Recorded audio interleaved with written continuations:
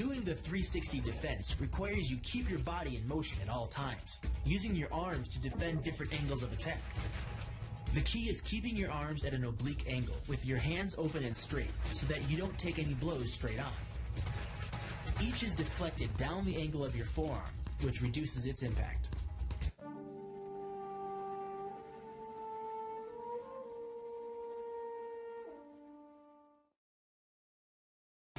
The kick's power comes from the torque generated by the rotation of the hips. It's the same principle that cracks a whip. Turning the hips just a few degrees forces the foot to travel a much greater distance and creates a lot of speed as it does. The longer the leg and quicker the rotation, the faster the kick. And unlike karate, Muay Thai fighters are also taught to strike with the hard bone of the shin. A Muay Thai kick can generate roughly the same force as a baseball bat, enough to crack a rib or a leg.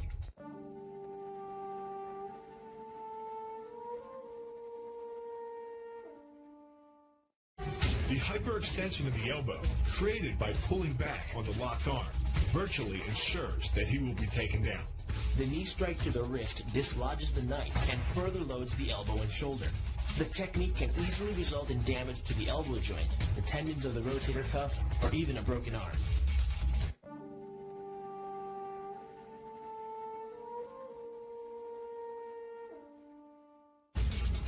First, the opponent's arm works as the lever to optimize your control. Second, your own back serves as a pivot point for the throw. The strength and stability of your back allows you to throw a much heavier opponent than in a move that requires you to lift him.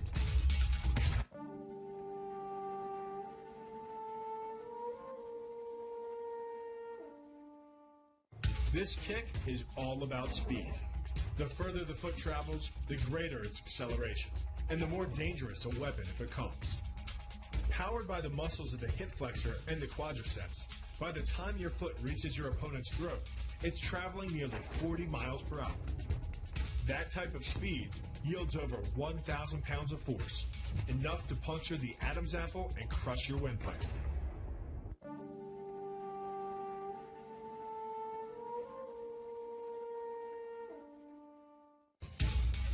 But the real damage from the knee bar doesn't come from gravity. It comes from leverage. Once the knee is locked, your hips act like a fulcrum, and his leg acts like a lever, multiplying any force you apply. So even though the ligaments and tendons around the knee can sustain 1,700 newtons of force, the knee bar can load a lot more than that, enough to completely destroy the joint.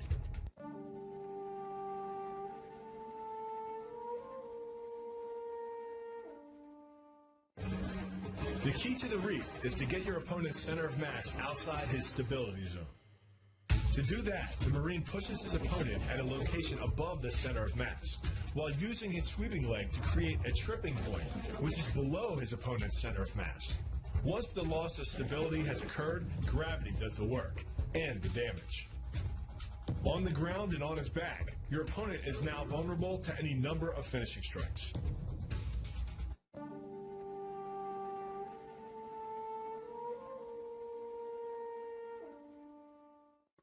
Starting from behind his opponent, the Marine wraps his arm around the enemy's neck and forces his elbow beneath the chin. Clasping his hands behind the enemy's head, the Marine applies pressure in a vice-like movement of the forearm and bicep. Working much like a nutcracker, your forearm and biceps apply pressure to your opponent's carotid arteries. Located on either side of the trachea, these two arteries are the only way to get blood to the brain. It can take less pressure than squeezing an orange to stop the flow of blood to the arteries. And with no blood flow, the brain shuts down almost instantly. Fight over.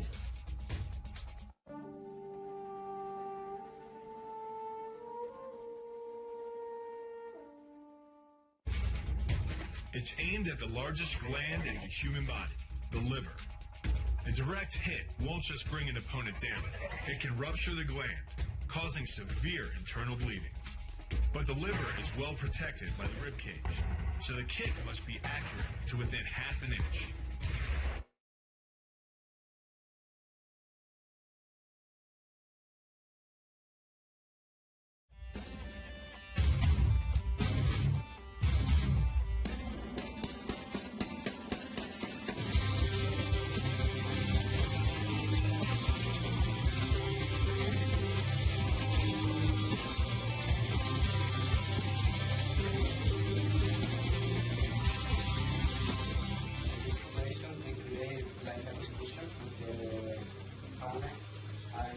this for like a provocation.